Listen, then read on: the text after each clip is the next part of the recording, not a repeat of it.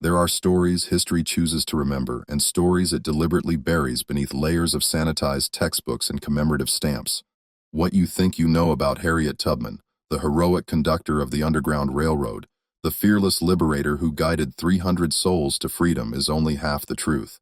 The other half was hidden in classified government documents that were sealed for a century, burned plantation ledgers whose ashes were swept away before investigators could examine them, and testimonies that were systematically destroyed by people who understood that some truths are too dangerous to survive.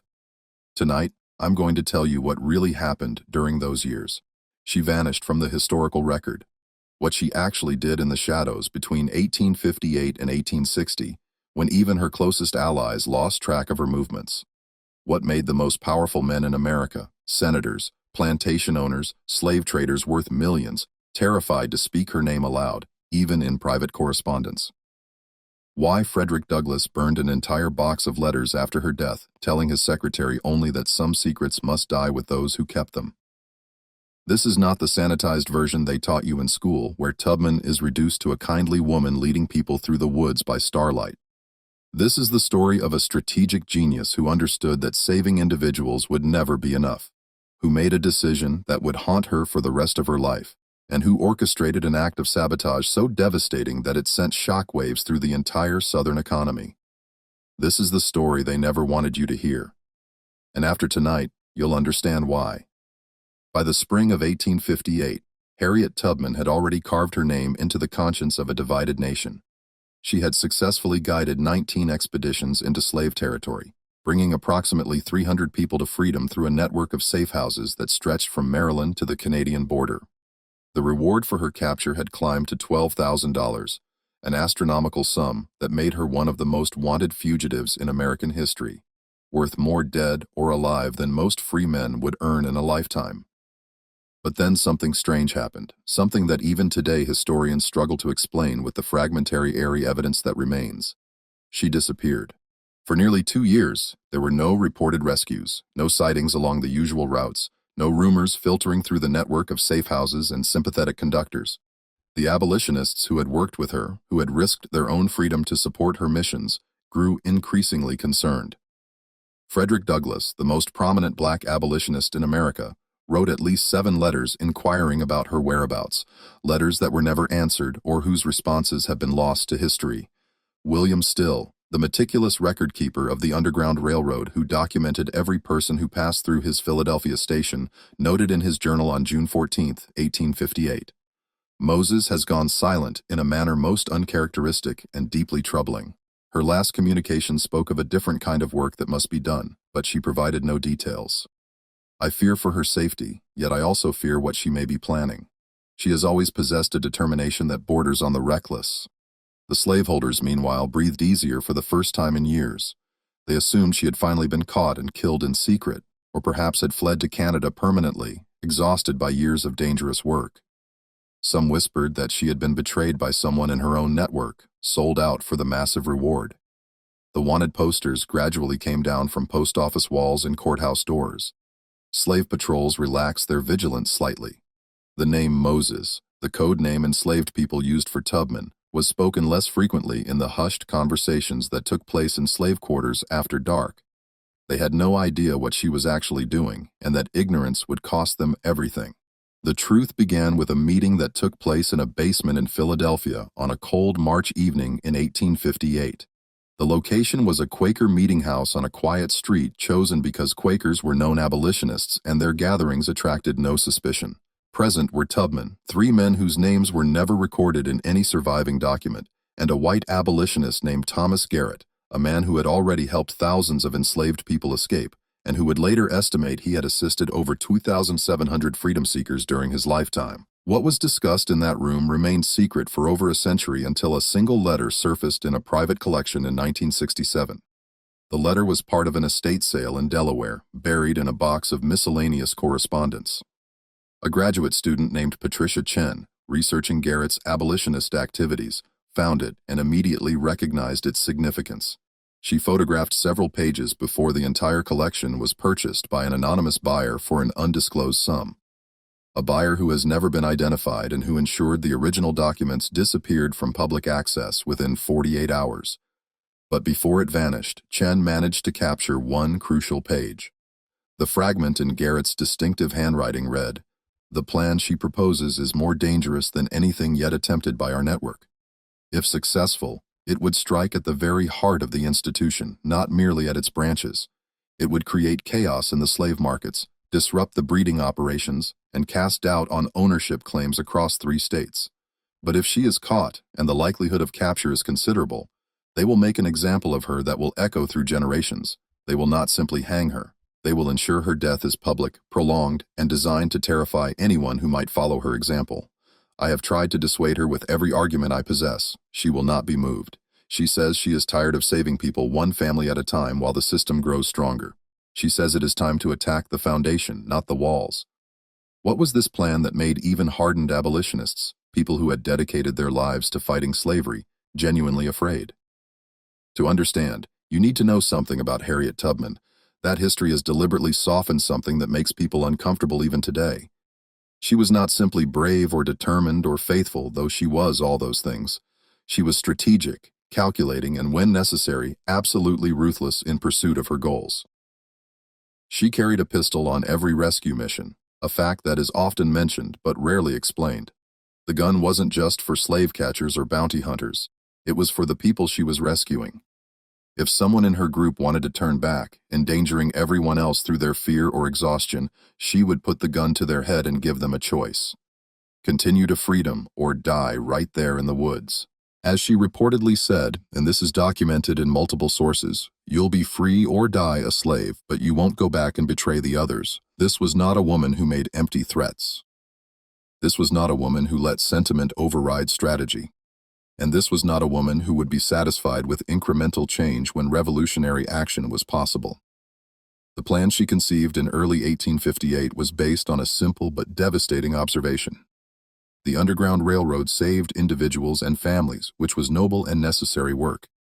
But for every person she freed, 10 more were born into bondage. The institution itself was not shrinking. It was growing, becoming more entrenched, more profitable, more defended by law and custom. The Fugitive Slave Act of 1850 had made the situation even worse, turning the entire nation into hunting ground and forcing even free states to participate in the recapture of escaped slaves. Tubman decided that saving individuals was no longer enough. She needed to attack the foundation of the system, itself. Her target was information, specifically the records that made the slave economy function. The slave economy of the South ran on meticulous record-keeping that would impress even modern bureaucrats. Every plantation maintained detailed ledgers, names, ages, family relationships, purchases, sales, births, deaths, medical conditions, skills, behavioral notes, and most importantly, valuations. These records were the legal proof of ownership. They were kept in fireproof safes when possible, guarded jealously, and used in courts to settle disputes, track down runaways, and establish inheritance claims. But there was another set of records less well known outside the slave trading industry that Tubman had learned about through her extensive network of informants. The breeding records. By the 1850s, with the international slave trade officially banned since 1808, the domestic slave trade had become a massive and highly organized industry.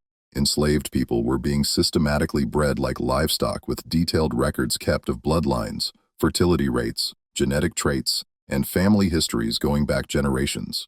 Certain plantations specialized in this practice, operating what were essentially human breeding farms, where enslaved women were forced to bear children who would be sold for profit. The most valuable records tracked families across multiple generations, allowing traders to predict which children would grow into the most profitable workers, which women would be the most fertile, which men would produce the strongest offspring. These records included notes on temperament, intelligence, physical characteristics, health histories, and even personality traits that were believed to be hereditary. These records were kept in a central location, a nondescript 3-story brick office building in Richmond, Virginia, that served as the headquarters for the largest slave trading operation in the South. The company had reorganized several times, changing names to avoid the stigma associated with the original Franklin and Armfield partnership, but the function remained the same. This building was the nerve center of the domestic slave trade, processing thousands of transactions annually and maintaining the master database that allowed the entire system to function efficiently. Tubman's plan was to destroy these records, all of them, every ledger, every breeding chart, every genealogical document that reduced human beings to livestock pedigrees. It sounds almost absurdly simple when stated that way, but the implications were staggering. Without the breeding records, thousands of enslaved people would become legally ambiguous. Their ownership would be disputed in courts. Their valuations would be uncertain, making sales difficult, and insurance claims impossible. The carefully constructed genealogies that allowed traders to sell children away from parents to break up families with the justification that they were optimizing bloodlines would be erased. The entire system would be thrown into chaos. But there was a problem, actually several problems, each seemingly insurmountable. First, the building was in the heart of Richmond, the capital of Virginia, surrounded by slave patrols, vigilant citizens who would report any suspicious activity, and a legal system that would show no mercy to anyone caught attacking the slave trade. This wasn't a plantation in the countryside, where Tubman could slip in and out under cover of darkness, relying on her knowledge of the land and the cooperation of enslaved people who lived there. This would require something she had never attempted before, operating in plain sight in a major city in the very center of Confederate power. Second, even if she could destroy the central records, plantation owners maintained their own copies. The chaos would be temporary unless those records were also destroyed. She would need to coordinate simultaneous attacks across dozens of plantations in multiple states. A logistical nightmare that would require perfect timing, absolute secrecy, and a network of people willing to take enormous risks. Third, she would need to get inside the building, access the vault where the most important records were kept, and destroy everything before being discovered. The building had guards, locks, and security measures designed specifically to prevent theft or sabotage. Any one of these problems would have deterred most people. Tubman saw them as challenges to be solved. She would need help. She would need resources. She would need time to plan. And she would need to become someone else entirely. Someone who could move through Richmond without attracting suspicion. Someone who could gather intelligence. Someone who could get close to the building and its routines. She would need to disappear. Harriet Tubman disappeared from the abolitionist circles of Philadelphia in April 1858. When she resurfaced 6 weeks later in Baltimore, even her closest associates didn't recognize her at first glance. She had transformed herself into an elderly house slave named Mary, complete with gray hair achieved through a mixture of ash and lard, a stooped posture that she maintained so consistently it became second nature, and the differential manner of someone who had spent a lifetime in domestic service and learned to make herself invisible. The disguise was not just physical. She had studied the speech patterns, the gestures, the entire bearing of an older enslaved woman who posed no threat to anyone. The kind of person white people looked through rather than at. This was not her first disguise. She had posed as a man on several occasions, as a free woman with forged papers, even as a mentally disturbed person to avoid questioning during her rescue missions. But this was different. This persona needed to be sustainable for months, not days. It needed to withstand close scrutiny in an urban environment where people paid attention to strangers, where slave patrols checked papers regularly, where any inconsistency could lead to arrest and interrogation. She spent the summer of 1858 in Baltimore working as a hired-out domestic servant. This was a common practice in border cities. Enslaved people whose owners lived elsewhere would be rented out to urban families for a weekly or monthly fee, with the money going to the owner. Mary came with impeccable references, forged documents that claimed she was owned by a widow named Mrs. Elizabeth Hartley in Delaware, who needed the income after her husband's death. The forgeries were the work of a free black man in Philadelphia, who specialized in creating false papers. He was so skilled that his documents had never been detected, and he charged accordingly, $50 per complete set of papers, a fortune that Tubman had saved from her work as a cook andress during the periods between her rescue missions. But Tubman wasn't in Baltimore to work as a domestic servant. She was there to learn and to recruit. Through the network of enslaved domestics in the city, a network that was far more extensive and organized than most white people realized, she made contact with a man I'll call James. His real name was never recorded in any document that survived, and for good reason. What he did was dangerous enough that even decades after slavery ended, people who knew the truth chose to protect his identity. James was a literate enslaved man who worked as a clerk in a shipping office near the Baltimore docks. This was not uncommon in cities. Many enslaved people held positions that required education, though it was technically illegal in most southern states to teach them to read and write. James had been taught by his mother, who had been taught by a sympathetic owner's daughter before being sold south. He had hidden his literacy for years, pretending to be illiterate while secretly reading everything he could access. His position in the shipping office gave him something Tubman desperately needed: access to commercial records and shipping schedules. More importantly, he had connections throughout the domestic slave trade network. He knew which traders were moving people where, which auctions were scheduled, which plantations were buying and selling, and crucially, he knew about the Richmond office and the records it contained. Their first meeting took place in a cemetery after dark, a location chosen because enslaved people were often sent to tend family graves, and their presence there would not attract suspicion. Tubman, still in her merry disguise, pretended to be tending a grave while James walked past slowly, speaking in a low voice without stopping or looking at her directly. "I know who you are," he said quietly. "I know what you've done, and I know you're planning something bigger than rescue missions." Tubman's hand moved toward the knife she kept hidden in her skirts, but she didn't draw it. "How do you know that?" "Because you've been asking questions, careful questions, but questions nonetheless, about the Richmond office, about record keeping, about security measures." He paused at a gravestone, pretending to read the inscription. "What you're asking is suicide. That building has guards. The records are in a vault. Even if you could get inside, even if you could destroy the papers, they'd rebuild the records from plantation copies within months. You'd accomplish nothing except getting yourself killed." "Not if we destroy those copies too," Tubman replied. James stopped walking, turned to look at her directly for the first time, abandoning the pretense of casual conversation. "You're talking about hitting dozens of plantations simultaneously. That's impossible, is it?" What Tubman proposed over the next hour, speaking in whispers in that cemetery as darkness fell completely, was audacious to the point of madness. She wanted to organize a coordinated action across Virginia, Maryland, and North Carolina. On the same night, trusted people would set fire to the record rooms of major plantations while she and a small team hit the central office in Richmond. The fires would be set to look accidental: a knocked-over lamp, a careless spark from a fireplace, a candle left too close to papers, nothing that would immediately point to organized sabotage. The key was timing and communication. It would require a network of people willing to take enormous risks.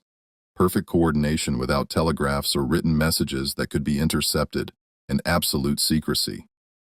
If even one person was caught and talked, the entire operation would collapse. James told her it couldn't be done.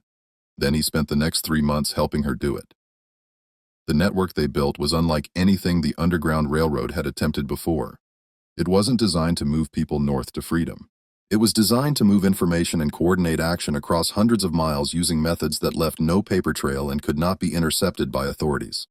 They used songs, specific spirituals sung in specific ways that would be passed from plantation to plantation by enslaved people who traveled with their owners or were hired out to work in different locations.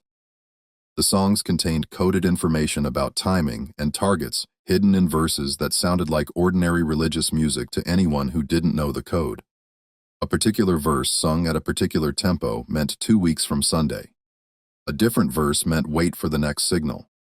A change in the usual melody indicated danger or a need to abort. The beauty of this system was that singing was expected, even encouraged, among enslaved people. Spirituals were sung during work, during worship, during any gathering. No one would suspect that the songs carried messages. They used quilts hung on clotheslines with patterns that meant different things to those who knew how to read them. A particular arrangement of squares indicated a safe house. A different pattern warned of danger. These quilts were common sights in every community, and the patterns changed frequently enough that they could convey updated information without attracting suspicion. They used the movement of goods along trade routes with marked crates that told people where to look for hidden messages: a particular scratch on a wooden crate, a specific knot in a rope, a certain arrangement of items in a wagon. All of these could carry meaning to those who knew the code, and they recruited carefully. Not freedom seekers who wanted to escape north, but people who were willing to stay enslaved, to remain in place and take action when the signal came. People who understood they might never escape themselves, but could strike a blow against the system. People who were willing to risk everything for a cause larger than their own freedom. This was perhaps the most difficult part of the operation. Tubman had to identify people who possessed the right combination of courage, discretion, and strategic thinking.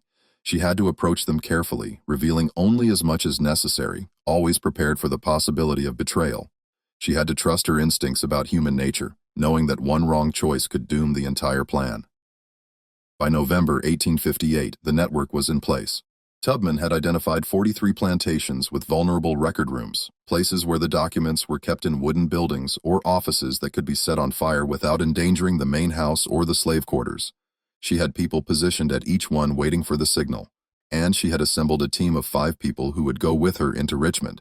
But there was still the problem of the vault. The central office kept its most important records in a fireproof safe manufactured by the Herring Safe Company of New York. It was state-of-the-art technology for the time, designed to withstand not just fire but also physical attacks. The safe had a combination lock that was considered unpickable, walls thick enough to resist drilling, and a design that would cause the locking mechanism to jam permanently if someone tried to force it open. There was no way to break into it, and even if they could, the noise would alert the guards who patrolled the building. Tubman needed someone who could open it properly. She needed the combination. This is where the story takes a turn that seems almost too convenient to be true.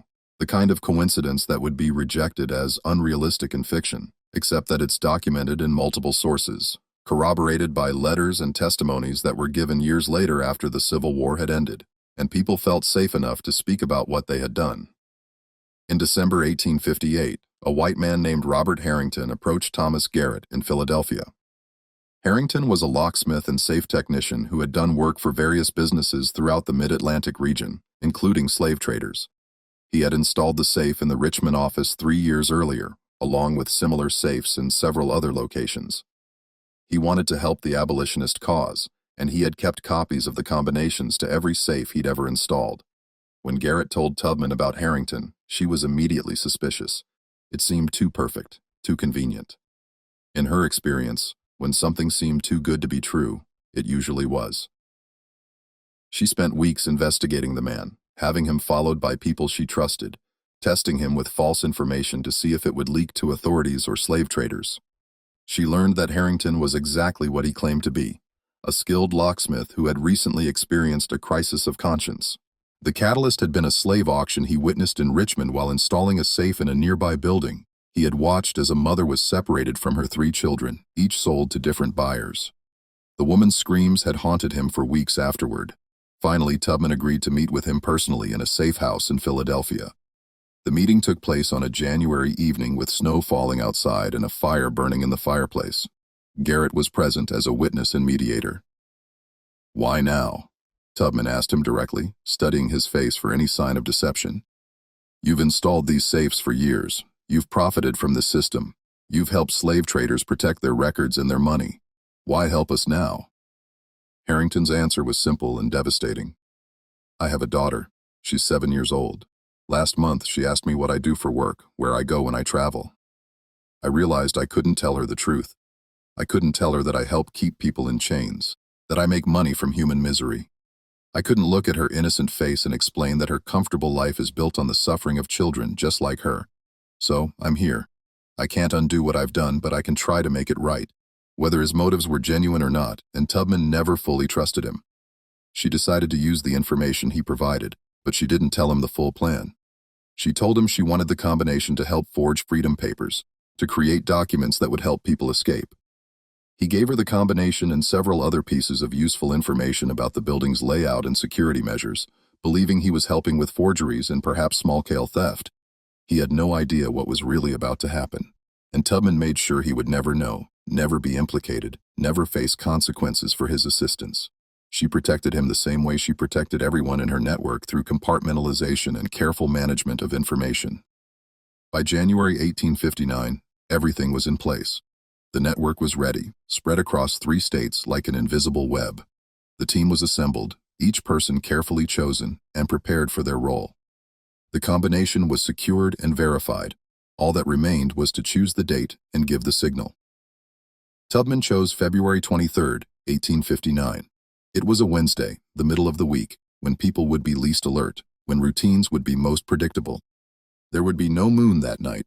She had consulted almanacs to ensure complete darkness, and it was exactly 1 week before a major slave auction in Richmond that would bring traders from across the South to the city, meaning the records would be in heavy use, and the office would be fully stocked with the most current information. The signal went out through the network in early February, A spiritual called "Steal Away to Jesus" was sung at a particular cadence in a particular church in Baltimore. From there, it spread south along the trade routes carried by enslaved people who traveled with their owners, by hired-out workers who moved between cities, by those who had permission to visit family on other plantations. Within 2 weeks, 43 people across 3 states knew that on February 23rd at midnight, they were to act. None of them knew about the others. Each believed they were acting alone, striking an individual blow against their own oppressors. That was Tubman's genius. If one was caught and tortured for information, they couldn't betray a network they didn't know existed. They could only reveal their own actions, which would be dismissed as an isolated incident, a single act of rebellion rather than a coordinated campaign. Harriet Tubman arrived in Richmond on February 20th, 1859, still in her disguise as the elderly Mary. She came by train, sitting in the segregated car reserved for enslaved people and free blacks, her papers carefully prepared and her story rehearsed until it was second nature. The papers claimed she was being hired out to a family named the Prescotts, who lived in a respectable neighborhood near the Capitol building.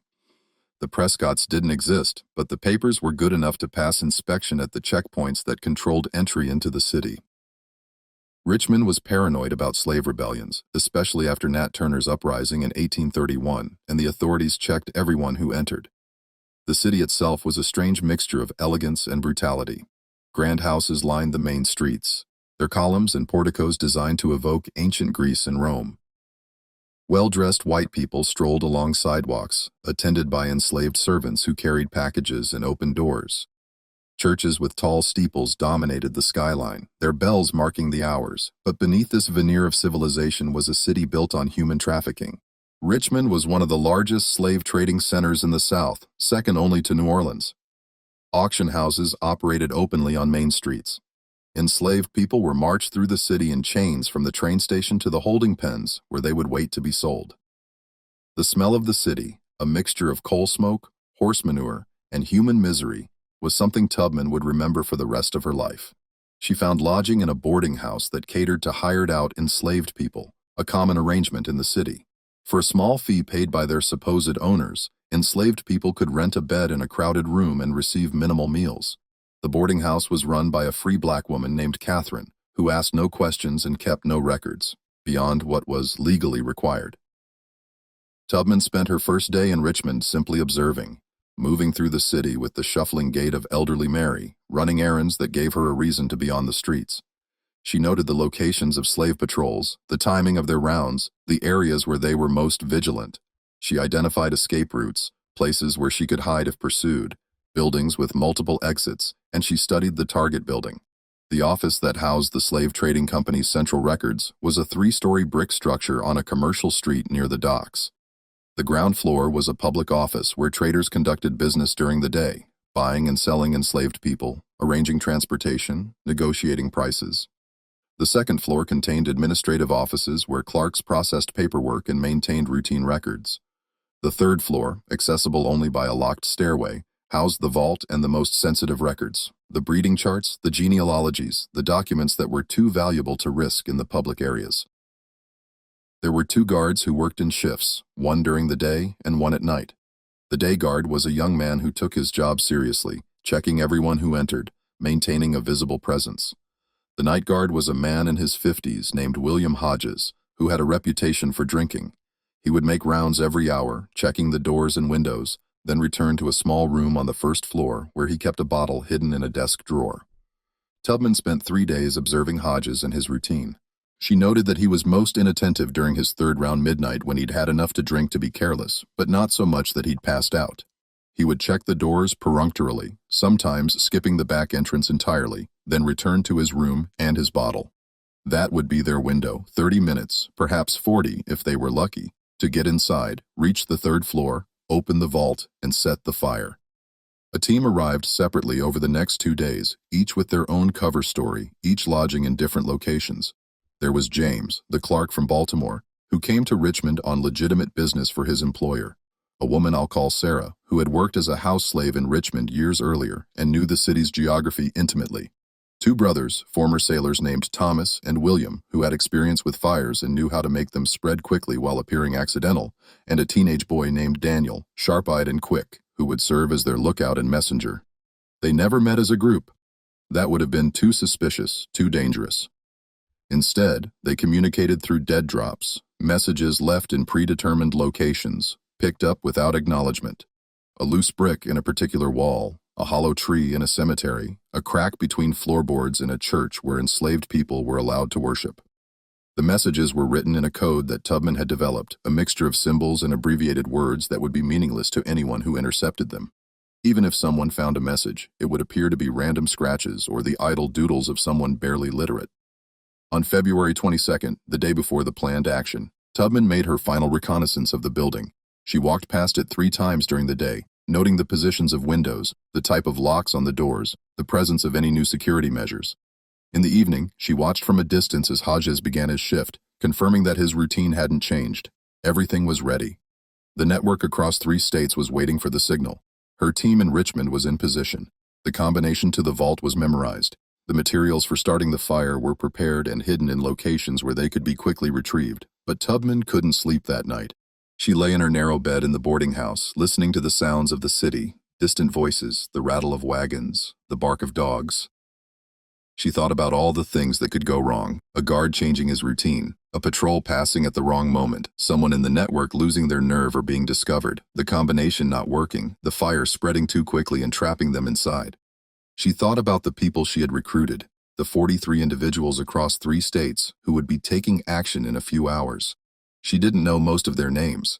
She had never met most of them in person, but she had asked them to risk everything, and some of them would almost certainly be caught. Some of them would be tortured for information. Some of them would die. Was it worth it? Would destroying records really make a difference, or was she deluding herself, striking a symbolic blow that would accomplish nothing except getting people killed? She thought about the alternative, continuing to rescue people one family at a time while the system grew stronger, while more children were born into bondage, while the breeding farms continued to operate and the traders continued to profit. She thought about the woman Robert Harrington had seen at the auction screaming as her children were sold away. She thought about the thousands of similar scenes that played out every day across the South, and she knew she had to try. Even if it failed, even if she died in the attempt, she had to try. February 23rd arrived cold and clear. Tubman spent the day working at the boarding house, maintaining her merry persona, showing no sign of nervousness or anticipation. She helped Catherine prepare meals, swept floors, carried water. She moved slowly like an old woman whose body ached from a lifetime of labor. As evening fell, she complained of feeling unwell and retired early to her room. Catherine, who may have suspected something but asked no questions, brought her a cup of tea and wished her a good rest. At 11 o'clock, Tubman slipped out through a window. The city was quiet, but not empty. Even at night, there were people on the streets, late workers heading home, men leaving taverns, slave patrols making their rounds. Tubman moved slowly, maintaining her elderly shuffle, just another enslaved person running a late errand for her owner. She carried a small basket as if she'd been sent to deliver something or fetch medicine. She met James 2 blocks from the Target building in an alley behind a warehouse. He handed her a small bag containing the tools they would need: a dark lantern that could be shuttered to hide its light, a set of lockpicks that he had made himself, and materials for starting a fire that would burn hot and fast. A mixture of chemicals that, when combined, would create an intense heat that would ensure complete combustion of paper. "The others are in position," James whispered. "Sarah is watching the guard from across the street. The brothers are at the back entrance, ready to move when we signal. Daniel is at the corner, ready to warn us if patrols come." Tubman nodded.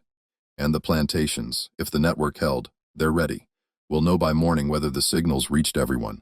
They moved to a shadowed doorway across from the building and waited. At 11:47, right on schedule, Hodges emerged for his 3rd round. They watched him check the front door, walk around the building with his lantern, check the back entrance.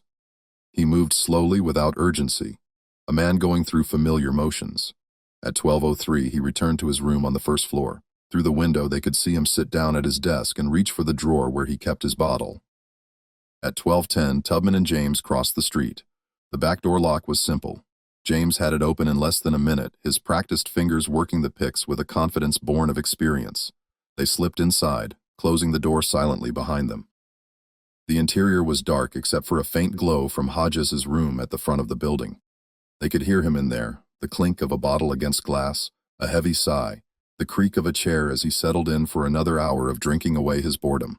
The stairway to the 3rd floor was locked as expected.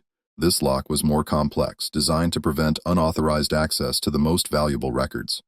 James knelt beside it, shielding his work with his body while Tubman kept watch. She could hear her own heartbeat, loud in the silence, and the distant sounds of the city outside. It took James 4 minutes to open the lock. 4 minutes during which every sound seemed impossibly loud, every creak of the building like a gunshot, every breath like a shout. Tubman's hand rested on the knife in her belt, ready to fight if they were discovered. Knowing that fighting would mean death, but determined not to be taken alive. The lock clicked open, they climbed the stairs, moving slowly to avoid making noise, testing each step before putting their full weight on it. The third floor was a single large room lined with filing cabinets and shelves. At the far end stood the safe exactly as Robert Harrington had described it, a massive iron box painted black with the Herring Safe Company logo on the door. Tubman approached it while James kept watch at the stairs, listening for any sound from below. She pulled out the paper with the combination, shielded the lantern to focus its light on the dial, and began to turn it with careful precision. Right to 23, left to 41, right to 17, left to 8. The safe didn't open.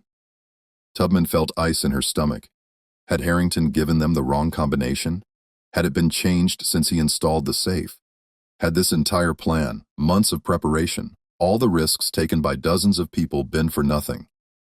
She tried again, moving more slowly, making sure she hit each number precisely, listening for the subtle clicks that would indicate the mechanism was engaging properly. Right to 23, left to 41, right to 17, left to 8. Nothing. Tubman closed her eyes, forcing herself to breathe slowly, to think clearly despite the fear and frustration. She remembered Harrington's instructions, his explanation of how the safe worked. He had mentioned something about the dial needing to be turned past each number before returning to it to ensure the mechanism fully engaged.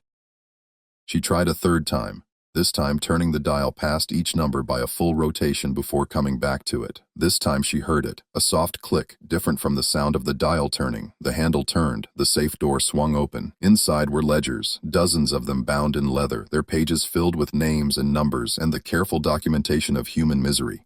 Birth records, death records, sale records, breeding records, the accumulated data of thousands of enslaved lives reduced to columns and calculations, to predictions about fertility and strength and profitability. Tubman pulled them out, stacking them on the floor. James came over to help, and together they emptied the safe. Then they moved to the filing cabinets, pulling out drawers, adding more papers to the pile. They worked quickly but methodically, focusing on the documents that couldn't be easily replaced, the breeding records and genealogies that existed nowhere else, the master copies that all other records were based on.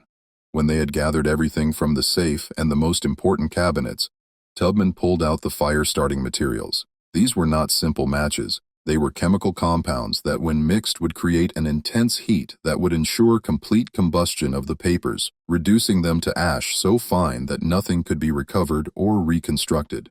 She was about to apply them when James grabbed her arm. "Wait," he whispered urgently. "Listen."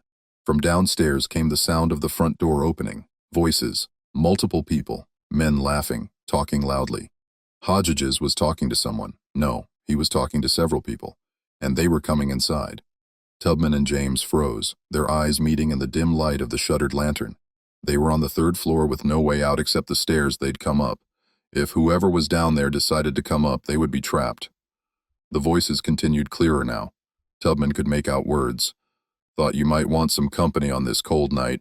Brought some cards and a bottle of the good stuff. Nobody's going to rob this place. Might as well make the time pass pleasantly." Hodges was entertaining visitors, perhaps other guards from nearby buildings stopping by for a drink and some conversation. It wasn't uncommon. Tubman had observed similar social calls during her surveillance, though never this late at night. But it meant they couldn't leave. Not yet. Any sound on the stairs would be heard. They would have to wait until the visitors left, which could be minutes or could be hours. Tubman looked at the pile of records, then at the windows. They were on the third floor, too high to jump without serious injury. Even if they could get out, they couldn't take the records with them, and without destroying them, the entire mission would fail. She made a decision. She applied the chemical compounds to the papers, working quickly and silently. The mixture would take several minutes to ignite, enough time for them to get downstairs and out, but not enough time to warn anyone or stop the fire once it started. It was a calculated risk. If the visitors stayed too long, the fire would start while Tubman and James were still in the building. But if they waited for the visitors to leave, they might not have time to complete the mission before Hodges made his next round. Then she and James moved to the stairs and waited in the darkness, listening to the conversation below. 5 minutes passed. 10. The visitors showed no sign of leaving. They had settled in for a long night of drinking and cards. Tubman checked her pocket watch, tilting it toward the faint light from the lantern. 12:47. The chemicals would ignite in less than 3 minutes. At 12:49, she heard one of the visitors say goodnight, footsteps toward the door, but the others stayed, still talking with Hodges, their voices slurred with alcohol. 12:50. Another visitor left. 2 remained, plus Hodges. 12:51. Tubman smelled it before she saw it, a sharp, acrid scent as the chemicals began to react. In seconds, the papers would burst into flame. She looked at James. He understood. They couldn't wait any longer. They would have to risk it. They started down the stairs, moving as quietly as possible. Behind them, the first flames appeared, small but growing rapidly as the chemical reaction accelerated. They reached the second-floor landing. The voices below continued oblivious. Tubman could hear cards being shuffled, glasses clinking, laughter. They reached the first floor. Hodges' room was to their right, the back door straight ahead. 20:15. Behind them on the third floor, the fire found the main pile of records. The chemical reaction accelerated dramatically. Flames shot up, reaching the wooden ceiling beams, spreading with unnatural speed. 10 feet from the back door. "What's that smell?" one of the visitors said, his voice suddenly alert. 5T, is something burning? Tubman and James reached the back door. James' hand was on the handle when they heard Hodges shout, "Fire! The building's on fire!" They burst through the door into the alley. Behind them came the sounds of chaos, shouting, running footsteps, the guard and his visitors rushing toward the stairs, then stopping as they saw the flames already consuming the third floor.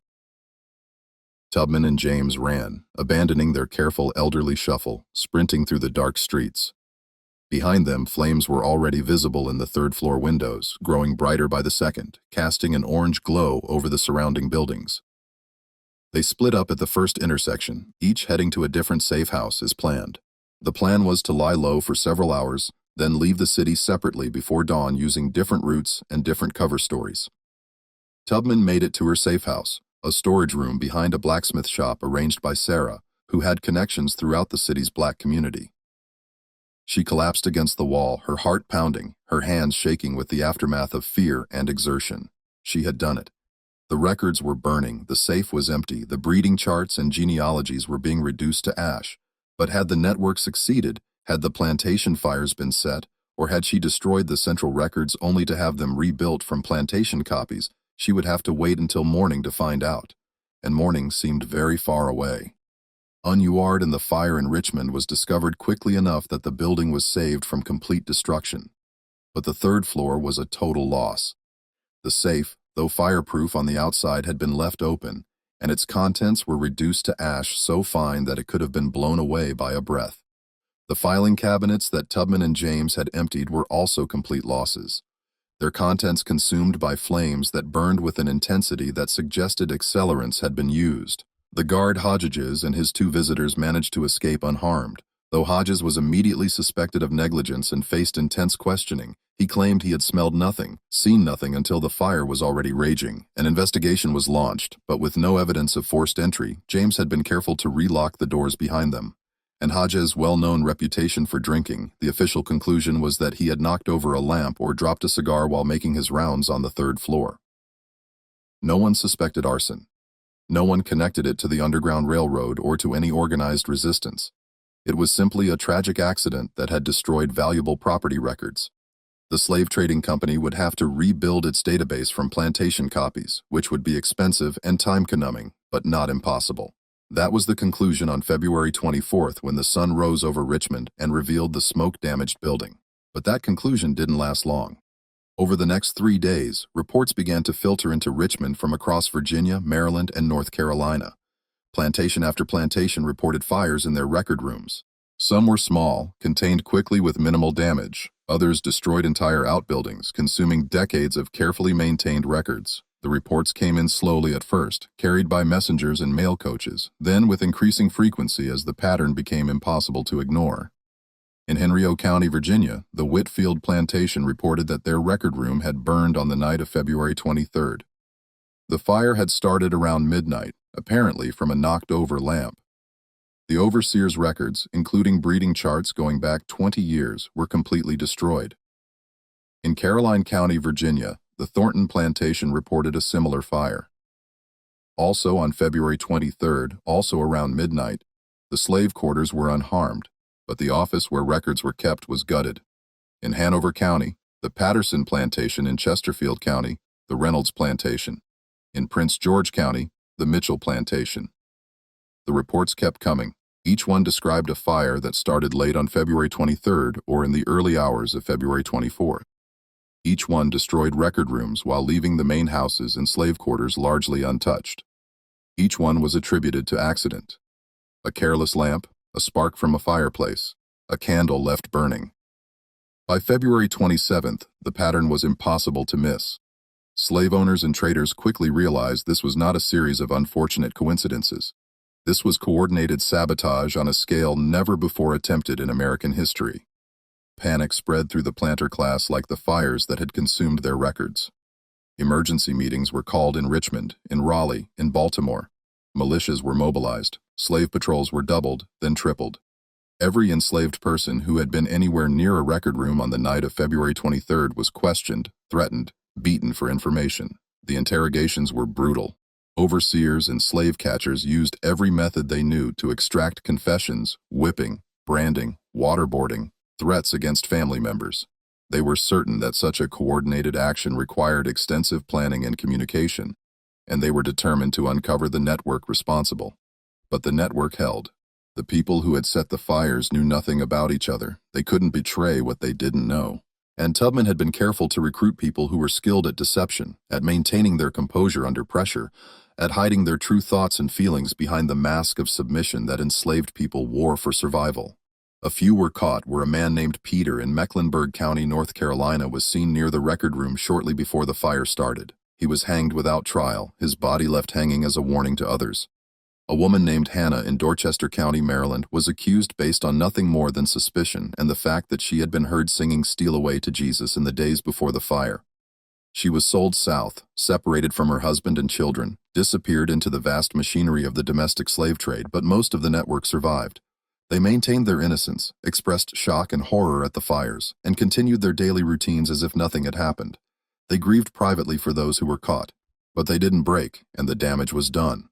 In total, 37 of the 43 targeted plantations experienced fires on the night of February 23rd or in the early morning hours of February 24th. 6 of the network members had either lost their nerve at the last moment or been unable to act due to circumstances beyond their control. An overseer who happened to be working late, a locked door they couldn't open, a patrol that passed at the wrong time. But 37 successes out of 43 was beyond anything Tubman had dared hope for. Combined with the destruction of the Central Records in Richmond, it represented a devastating blow to the slave trading industry. The breeding records were gone. The genealogies that had been maintained for generations were destroyed. The careful documentation that allowed traders to track bloodlines and predict the value of children not yet born was reduced to ash and memory. The economic impact was immediate and severe. Slave auctions scheduled for March were postponed or canceled. Traders couldn't verify the provenance of the people they were selling. Buyers refused to pay premium prices for enslaved people whose lineage couldn't be documented. The breeding farms, which had been highly profitable operations, suddenly found their business model in ruins. Without records to prove that a particular woman came from a fertile line or that a particular man had strong bloodlines, they couldn't command the prices that had made the breeding operations worthwhile. Legal disputes erupted across the South. Ownership claims became impossible to prove when the records that documented purchases and inheritances were destroyed. Insurance companies refused to pay claims, arguing that the fires were suspicious and possibly the result of owner negligence. Banks called in loans that had been secured by enslaved people whose value could no longer be verified. The slave trading company in Richmond never recovered. Within a year, it had dissolved, its partners bankrupt, its reputation destroyed. Other trading firms struggled to rebuild their records from fragmentary plantation copies and from memory. But the central database was gone forever. The efficiency and organization that had made the domestic slave trade so profitable was shattered. Historians have estimated that the fires of February 1859 caused between $2 and $3 million in economic damage, equivalent to over $60 million today. More importantly, they created legal chaos that persisted for years, with thousands of ownership disputes clogging the courts, tying up capital, and making the slave trade less profitable and more risky. But there was another consequence that Tubman hadn't fully anticipated, one that would haunt her for the rest of her life. The fires terrified the planter class in a way that individual escapes never had. This wasn't enslaved people running away, seeking their own freedom. This was enslaved people fighting back, organizing, striking at the system itself.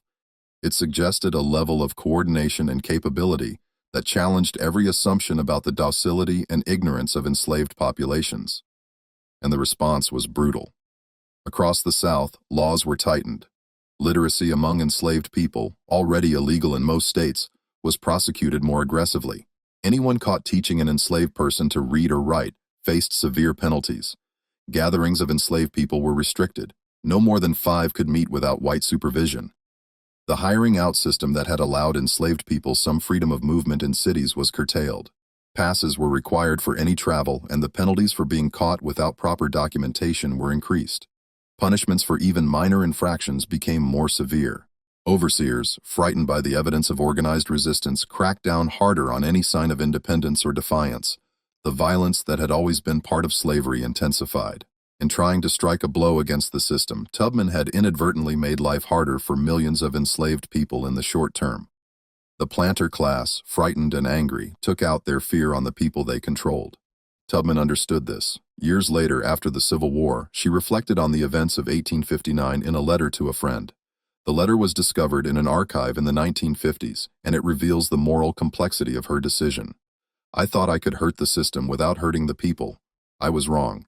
They made the people pay for what I'd done. Every new restriction, every new cruelty, every tightening of the chains, that weight is mine to carry. I see their faces sometimes, the ones who suffered because of what I set in motion. I hear their cries in my dreams. But I also know this: the system was already dying, it just didn't know it yet.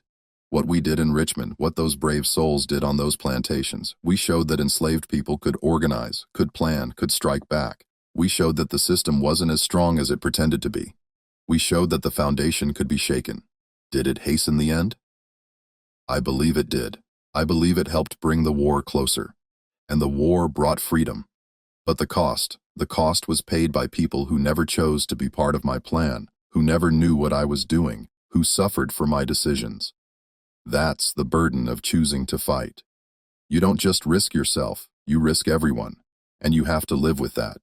Whether she was right, whether the fires actually hastened the end of slavery or simply caused suffering without meaningful change, is a question historians still debate. Harriet Tubman left Richmond before dawn on February 24th, traveling north through a network of safe houses that had been arranged in advance. She moved as the elderly Mary, carrying papers that identified her as returning to her owner in Delaware after a month of hired work in Richmond. She traveled by foot, by wagon, by train, always maintaining her disguise, always alert for any sign that she was being followed or suspected. The journey took 5 days. 5 days during which she had no way of knowing whether the plantation fires had succeeded, whether her team had escaped safely, whether the authorities were connecting the dots. She reached Philadelphia on March 1st, exhausted and still uncertain about the outcome of the operation. Thomas Garrett met her at a safe house and gave her the news. The fires had succeeded beyond their hopes. 37 plantations had reported record room fires. The Richmond office was destroyed. The slave trading industry was in chaos. But he also gave her the harder news. At least 3 people from the network had been caught and killed. Hannah in Maryland, Peter in North Carolina, a man whose name was never recorded in Virginia. Others had been sold south, their fates unknown. Tubman wept that night, the first time Garrett had ever seen her cry. She wept for the people who had died, for the people who would suffer because of what she had done, for the weight of responsibility that came with making decisions that affected so many lives. But she didn't regret it. When Garrett asked her if she would do it again, knowing the cost, she said yes without hesitation. "Freedom isn't free," she told him. "That's not just a saying, it's the truth. Every step toward freedom costs something, costs someone. The question isn't whether there will be a cost. The question is whether the cost is worth paying." She resumed her work with the Underground Railroad, making several more rescue missions in 1859 and 1860. But she was more careful now, more aware of the increased security and the heightened paranoia among slaveholders. The fires had made her work more dangerous, even as they had struck a blow against the system, and she never spoke publicly about what she had done. Never mentioned the fires, the network, the destruction of the breeding records. When asked about the gap in her rescue missions in 1858 and early 1859, she would simply say, "I had other work to do." The authorities never connected her to the fires. Her name never came up in the investigations. As far as the historical record shows, she spent early 1859 in Philadelphia, working quietly as a domestic servant, making no rescue missions, attracting no attention. But Thomas Garrett knew, Frederick Douglass knew, William still knew, and they kept her secret even in their private writings. The letters they exchanged about the events of February 1859 were carefully worded using coded language, never mentioning Tubman by name or providing details that could be used against her if the letters were intercepted. In March 1859, Douglass wrote to Garrett, "I have heard reports of the recent troubles in Virginia. If our friend had any involvement, I trust she is safe and will remain so. The work she has done, whatever its nature, will echo through history, though history may never know the full truth." Garrett replied, "Our friend is safe and continues her important work. What was done was necessary, though the consequences are complex. I believe future generations will understand, even if the present cannot." William Still, in his meticulous records of the Underground Railroad, made a single cryptic entry on March 5, 1859. Moses returned from a long journey. The journey was successful but costly. We do not speak of it, but we remember. These fragments are all that remain in the contemporary record. Everything else is silence, gaps in the historical record, missing letters, destroyed documents. It wasn't until 1868, 3 years after the Civil War ended, that Tubman told the full story to a biographer named Sarah Bradford. Bradford was writing a book about Tubman's life, hoping to raise money to help Tubman, who was struggling financially despite her heroic service during the war. Bradford recorded the story in her notes, including details about the planning, the network, the fires, the destruction of the breeding records. But after hearing it, she made a decision that would keep the story hidden for another century. In her notes, discovered decades later, Bradford wrote, "Miss Tubman has told me an account of events in 1858, 1859 that is so extraordinary and the implications so troubling that I fear it would damage her reputation rather than enhance it. The public wants to see her as a Moses figure, leading her people to freedom through faith and courage. They are not ready to see her as a revolutionary who organized sabotage and destruction of property on a massive scale. Moreover, the legal implications are concerning. Though slavery has ended, there are still those who might seek revenge or legal action for the destruction of property worth millions of dollars. For Mrs. Tubman's safety, and for the sake of her legacy, I have decided not to include this account in the biography. Better to let her be remembered for her rescue missions, which are heroic enough." Bradford's biography of Tubman was published in 1869 and became the standard account of her life for decades. It mentioned her rescue missions, her work as a scout and spy during the Civil War, her courage and faith. It said nothing about the fires of 1859. The notes containing the full story were filed away in Bradford's papers, forgotten for decades. In 1967, a graduate student named Patricia Chen, researching the Underground Railroad for her dissertation, discovered Bradford's notes in an archive at Syracuse University. She immediately recognized the significance of what she had found and began to investigate further. She found the fragment of Thomas Garrett's letter that had been photographed before disappearing. She found court records of ownership disputes following fires in February 1859. She found plantation records that mentioned the fires and the destruction of breeding records. She found newspaper accounts from the time that described the panic among slave traders. She pieced together the story connecting dots that had been deliberately left unconnected for over a century. And she wrote an article titled "Harriet Tubman and the Fires of 1859, a hidden chapter in the fight against slavery." She submitted it to the Journal of American History. It was rejected with a brief note. Insufficient evidence for the claims made. The connections drawn are speculative and not supported by definitive documentation. She submitted it to the Journal of Southern History. It was rejected with a longer explanation. While the research is interesting, the conclusions are too controversial and not adequately supported. The suggestion that Harriet Tubman organized widespread arson is damaging to her legacy and requires more substantial proof. She submitted it to 2 more journals. Both rejected it. Chen's dissertation advisor suggested she drop the topic and focus on more conventional aspects of the Underground Railroad. When she refused, he warned her that pursuing this line of research could damage her career. Chen finished her dissertation without including the material about the fires.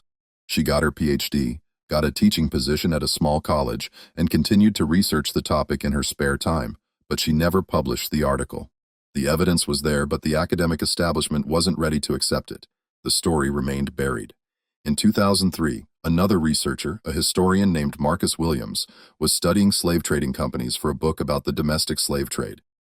He found a damaged ledger that had survived the Richmond fire. It had been in a filing cabinet on the second floor below the main blaze. The pages were charred and water damaged, but some entries were still legible. On the last page, someone had written a note in pencil, probably added after the fire. Deliberate destruction suspected. Negro woman seen in area days before fire. Description: elderly, gray hair, stooped posture, spoke with accent suggesting Maryland origins. Name unknown.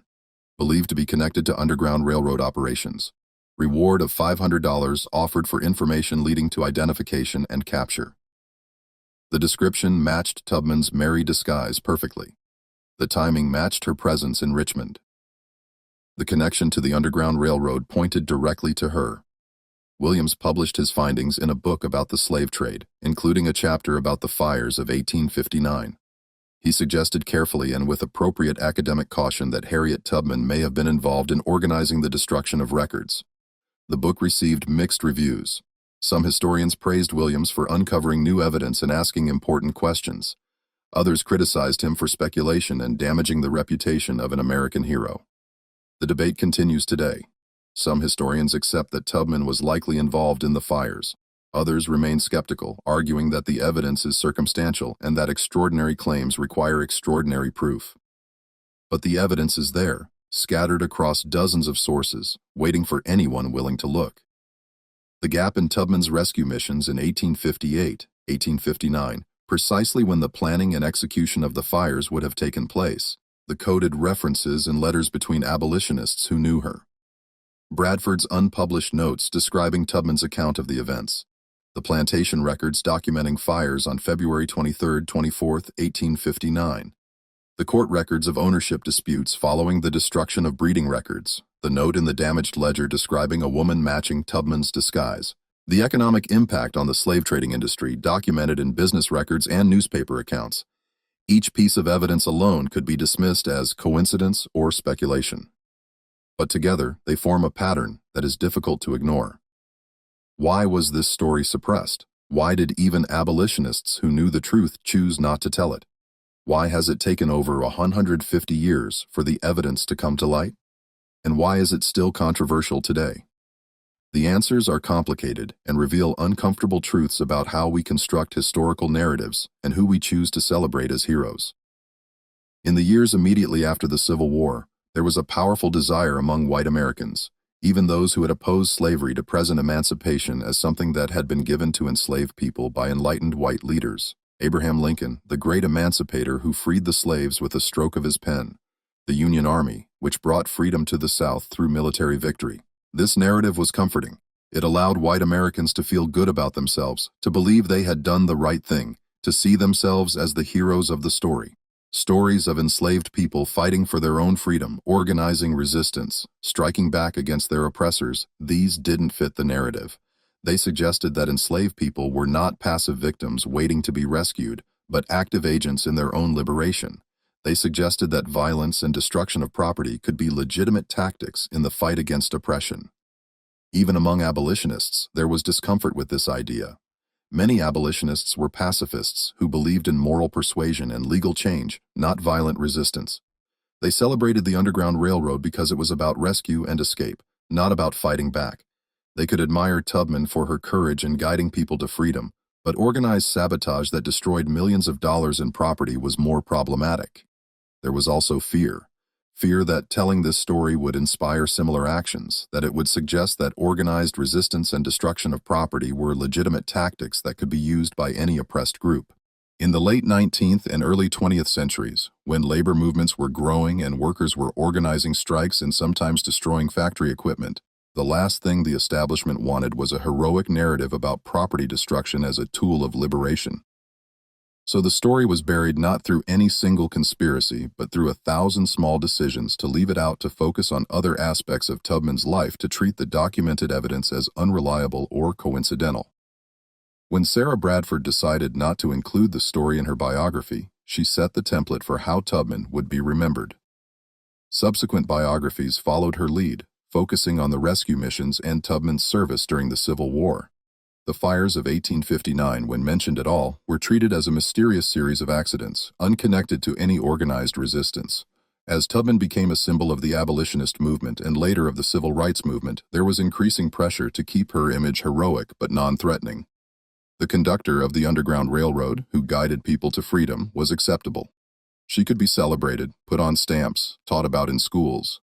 The strategic saboteur who destroyed millions of dollars in property and helped destabilize the slave economy was more complicated, more controversial, more difficult to fit into a simple narrative of American heroism. This sanitization of history is not unique to Tubman. It's a pattern that repeats throughout American history. We celebrate Martin Luther King Jr. for his dream of racial harmony, but we're less comfortable with his criticism of capitalism and his opposition to the Vietnam War. We celebrate Rosa Parks for refusing to give up her seat on a bus, but we don't talk as much about her decades of organizing work and her connections to more radical activists. We celebrate the American Revolution, but we're uncomfortable with the fact that it involved widespread destruction of property and violence against loyalists. We want our heroes to be simple, to fit into narratives that make us feel good about ourselves and our country. We want them to be brave but not too radical, to challenge injustice but not too fundamentally, to fight for change but through methods we find acceptable. The truth is usually more complicated. Harriet Tubman was not a simple hero. She was a complex person who made difficult decisions, who weighed costs and benefits, who understood that fighting oppression sometimes requires tactics that make people uncomfortable. She saved hundreds of people through her rescue missions, and that work was undeniably heroic. But she also organized an act of sabotage that caused massive economic damage that led to increased repression in the short term that resulted in people being killed. Was it worth it? Did the destruction of the breeding records actually hasten the end of slavery, or did it simply cause suffering without meaningful change? These are questions without easy answers. But they're important questions, and we can't answer them if we don't acknowledge what actually happened. The fires of February 1859 were real. The destruction of records was real. The economic impact was real. The increased repression that followed was real. And the evidence strongly suggests that Harriet Tubman was the architect of the entire operation. Does acknowledging this make her less of a hero, or does it make her more of one? A person who understood that fighting oppression requires more than just helping individuals escape, that it requires attacking the systems and structures that make oppression possible. Does it make her more complicated? Absolutely. Does it raise uncomfortable questions about tactics and consequences? Yes. Does it challenge our simple narratives about how change happens? Definitely. But that's exactly why this story needs to be told. History is not a collection of simple morality tales about heroes and villains. It's a complex tapestry of people making difficult decisions in impossible situations, of actions that have both intended and unintended consequences, of victories that come with costs and defeats that contain seeds of future success. Harriet Tubman deserves to be remembered as she actually was, not as a sanitized symbol, but as a real person who fought against slavery with every tool available to her. She guided people to freedom through the Underground Railroad. She served as a scout and spy during the Civil War. She led the Combahee River Raid that freed over 700 enslaved people. And she organized an act of sabotage that struck at the economic foundation of slavery. All of these things are true. All of them are part of her legacy, and all of them deserve to be remembered. Harriet Tubman spent the rest of 1859 and early 1860 continuing her rescue missions, bringing more people to freedom through the Underground Railroad. She made at least 8 more trips into slave territory, each one more dangerous than the last as security tightened and paranoia increased in the wake of the fires. When the Civil War began in 1861, she immediately volunteered her services to the Union Army. She worked as a cook and nurse at first, but her skills and experience quickly became apparent to military commanders. She was recruited as a scout and spy using her knowledge of the South and her ability to move undetected through enemy territory. In June 1863, she led the Combahee River Raid in South Carolina, guiding Union gunboats up the river and coordinating with enslaved people on plantations to organize a mass escape. Over 700 enslaved people were freed in a single night, the largest liberation of enslaved people by a single person in American history. It was a military operation sanctioned and supported by the Union Army. But it bore Tubman's signature: careful planning, perfect timing, and the use of networks within enslaved communities. After the war, she settled in Auburn, New York, where she had purchased property before the war began. She married a man named Nelson Davis, a former slave and Union veteran. She continued her activism working for women's suffrage and establishing a home for elderly and indigent African Americans. She lived until 1913, dying at the age of 91. In her later years, she spoke often about her Underground Railroad work, about the people she had rescued, about the dangers she had faced. She became a celebrated figure invited to speak at churches and meetings honored by abolitionists and civil rights activists. But she never spoke publicly about February 1859, never mentioned the fires, the network, the destruction of the breeding records. When asked about the gap in her rescue missions in 1858 and 1859, she would simply say, "I had other work to do," and change the subject. She took the full story to her grave, or almost the full story. She had told Sarah Bradford, trusting that Bradford would know what to do with the information. Bradford chose to bury it, believing she was protecting Tubman's legacy. But secrets have a way of surfacing eventually. The evidence was scattered, but it survived. The letters, the notes, the records, the testimonies, they waited in archives and private collections, waiting for someone to piece them together. And now, over 150 years later, the story is finally emerging. Not complete. There are still gaps, still questions that may never be answered. We don't know the names of most of the people in the network. We don't know exactly how the communication system worked. We don't know what happened to many of those who participated, but we know enough to understand that Harriet Tubman was more than the simplified hero we've been taught about. She was a strategic genius who understood that fighting oppression requires attacking its foundations, not just helping individuals escape. She was willing to take enormous risks and to make decisions that would haunt her for the rest of her life. She understood that freedom has a cost, and she was willing to pay it. The fires of February 1859 were not an accident. They were an act of organized resistance, carefully planned and brilliantly executed. They struck a blow against the slave economy that reverberated for years. They showed that enslaved people could organize, could plan, could fight back against the system that oppressed them. And they were orchestrated by a woman who has been reduced in popular memory to a kindly conductor of the Underground Railroad, when she was actually one of the most effective resistance fighters in American history. This is the story America never wanted told. A story of property destruction and economic sabotage. A story of organized resistance and strategic violence against a system built on violence. A story that complicates our simple narratives about how slavery ended and who deserves credit for ending it.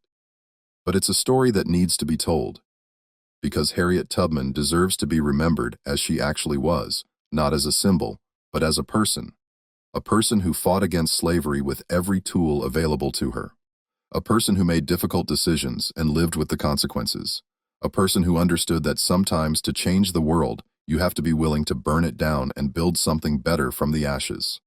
The breeding records were destroyed, the genealogies were erased, the economic foundation of the slave trade was shaken, and though slavery would continue for 6 more years until the end of the Civil War, the fires of 1859 were part of the accumulation of pressures that made the system unsustainable.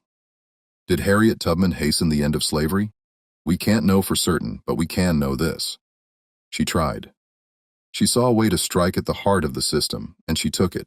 She organized dozens of people across 3 states to take action on the same night. She walked into the capital of Virginia, into the headquarters of the slave trading industry, and destroyed records that could never be fully replaced. And then she walked away, disappeared back into her work, and never spoke of it publicly again. That's